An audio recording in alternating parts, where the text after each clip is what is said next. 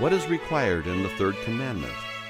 The third commandment requireth the holy and reverent use of God's names, titles, attributes, ordinances, word, and works. Shorter Catechism, question 54. We are in the third commandment, exposition of the third commandment. We've looked at the commandment itself, and now we move on to ask the question, what's required in the commandment? So just very quick review here. First table of the law consists of 4 commandments. The first commandment addresses who. The second commandment addresses what we do in worship. So who do we worship? What do we do in worship? Third is how. What is the manner in which we approach God in worship, right? The fourth one talks about when and where. So we're in the third commandment on how to worship the Lord, and it has to do with reverence in essence. So when it says don't take God's name in vain, we're talking about a reverent disposition in our approach to God. Now, let's just remind ourselves again that when it refers to God's name, that is a loaded, biblically loaded expression. So it's broader than we would use the word. We might think, what is that man's name? And we think of a label that we call him by. But in the Bible, names generally mean more, and when it comes to God's name, it certainly means more. It refers to everything by which God reveals himself to us. So we talked about his titles and his attributes and his ordinances and his word and his works and so on. These are all avenues through which the Lord reveals his glory to us. And so when we are prohibited from taking God's name in vain, we are prohibited from irreverence in speaking of, thinking of, dealing with any of those ways in which God reveals himself to us. Now, in each of these catechism questions, we have each of the commandments that are addressed include both what is forbidden and what is required, along with some other things. And behind that is a biblical principle we see in the Scripture. Actually, there's 2. So we'll have first principle and then a second principle, which you see reflected in how the Shorter Catechism is expounding these commandments. The first is that there's both a positive and a negative side to each commandment. What do I mean by that? These are 2 sides of one coin. In each commandment, something is being forbidden and something is being required. So the commandment itself may be put in the negative. Thou shalt not take the name of the Lord thy God in vain. But what we understand is that not only is it prohibiting something, it's also requiring something.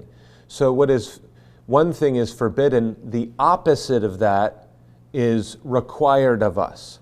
And there are other times, like in the 5th commandment, honor thy father and thy mother, the commandment is being put in the positive. It's saying this is a duty that you have to lawful authority. And we understand that not only is that the case, but its opposite, not honoring lawful authority, is forbidden. And so both of those things are included in each commandment, whether or not the commandment is put in the positive or the negative. The other thing is that we've seen is that there's something outward and there's something inward. We'll say the spiritual nature of the commandment. So what that means is really what Jesus is saying in the Sermon on the Mount. The Pharisees think, we're good to go. We're fine because we are keeping God's law. And by that they meant, well, we are outwardly not killing people, not committing adultery with people, and so on. And Jesus says, well, you've misunderstood the law altogether. the law is not only speaking to the surface, to the outside of our actions, it is doing that, but it's also addressing the inmost part of our soul, so our affections, our thoughts, our attitudes, our words. It encompasses every aspect or addresses every aspect of our person. And so when we get to the sixth commandment, you'll see not only are you to refrain from killing someone and all of the other sins that are included under that, but you're positively required to preserve innocent human life. And so you can appreciate the first principle there, and then Jesus tells us, with regards to the second principle, not only is it addressing killing or just the physical preservation of someone's life, but even if you hate your brother in your heart or speak cruel words to them, you're breaking the sixth commandment. You're killing them, as it were, in your heart. So when we come to the third commandment, we have this prohibition: don't take God's name in vain, right? That's one side. Don't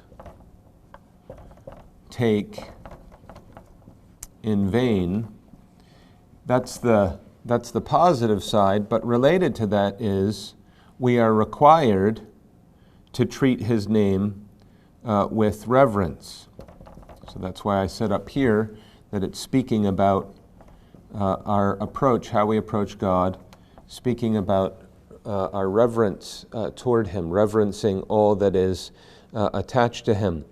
And explicitly, when we're thinking about the positive side of the commandment, there are a couple of things that are explicit. So we have oaths and we have vows. Here are ordinances that are specified in the Bible that require us a special care, that we handle these ordinances of oaths and vows with reverence before the Lord. And you'll recognize that this is seen in a lot of different places, but in each case it's kind of a super added engagement or bond, if you will. So when a couple is married, they exchange these vows, take oaths, and by it they are reinforcing, if you will, the bond, the covenant that they're entering into in marriage. And that means that any breach of that is an aggravated sin. There's an additional sin that comes on top of it. So what I want us to do is, I want us to take a few minutes to consider together each of these two things, the oaths and the vows. So we'll start with oaths. What is an oath, and how does it function within the Christian life, within the Bible? So in an oath, God is being called upon as a witness for confirmation in a matter of doubt, so something that we're not sure about. It's a solemn invoking of God's name. So if you look at Deuteronomy chapter 6, verse 13, you'll see this. An oath is a solemn invoking of God's name and asking him to be a witness to confirm what may be otherwise in doubt. And so the third commandment means that we are to swear, whatever it is that we're taking an oath in truth.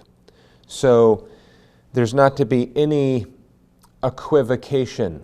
For the children, that means we can't use a word in a different way than we intend. So we can speak about, we can sometimes use a word and it means one thing in one context, but we're actually using it in a different way than it is used in that context. And there are lots of ways we can do this. We can say, well, he was happy about that. And by happy, we're actually using a different connotation with regards to the word happy. It means that we can't have any mental reservations. So when we're taking an oath, we're invoking God's name, we can't be saying one thing, but then in our mind pulling back from it, not actually meaning it, not being sincere in it, having exceptions in our hearts or minds that contradict the words that we're employing. So there has to be truth, otherwise there's no trust. And it would unhinge these bonds of society altogether. So Jesus talks about this in the Sermon on the Mount. In Matthew chapter 5, verse 34, we have the same thing in James 5, verse 12, where we're told that there is something called profane swearing, when we say yes and no, rather than meaning what we're saying. When we say yes, meaning it with all of our heart. The law talks about this in Leviticus 19, verse 12. So there are promissory oaths, and you'll see this referenced in the Westminster Confession. There's a chapter devoted to this.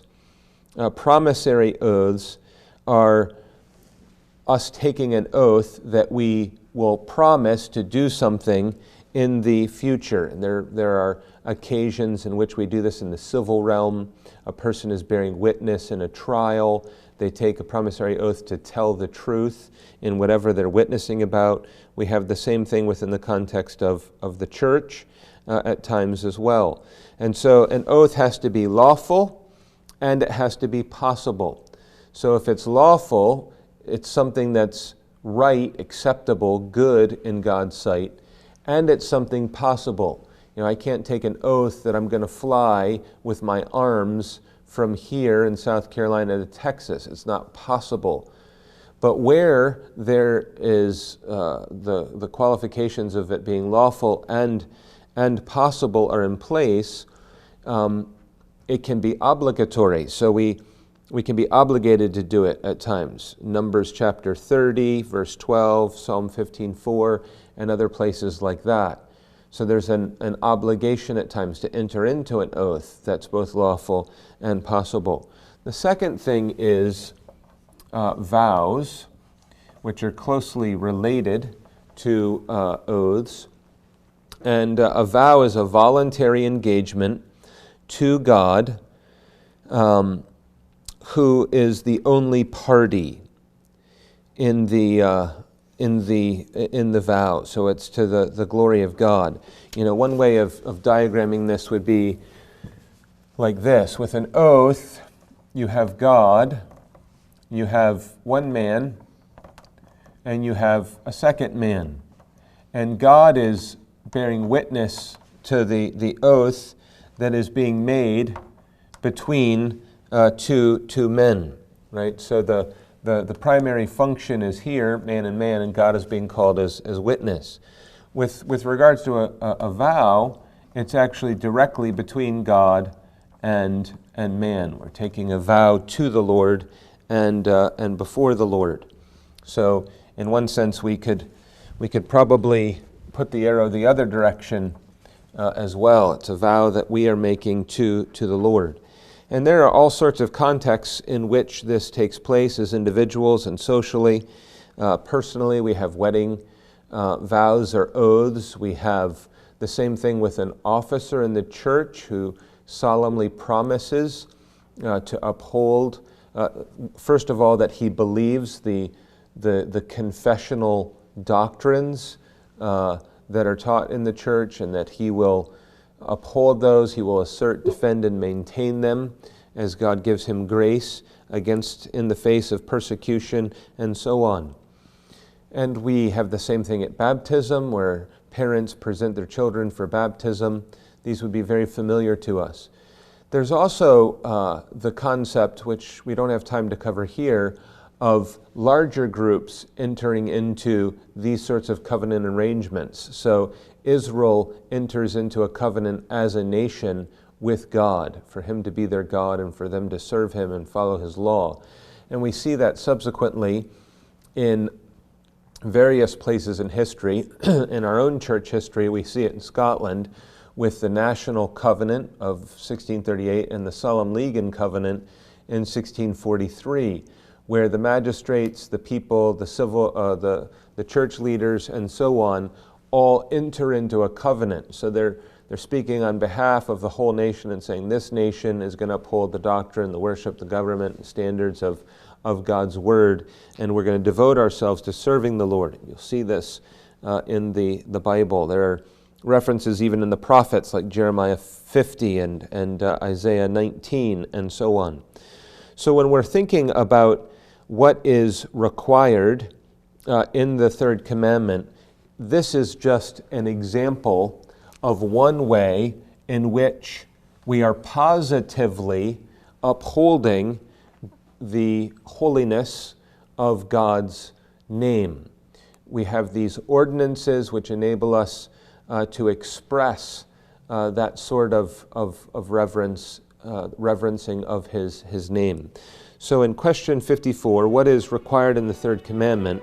The third commandment requireth the holy and reverent uses of God's names, titles, attributes, ordinances, word, and works.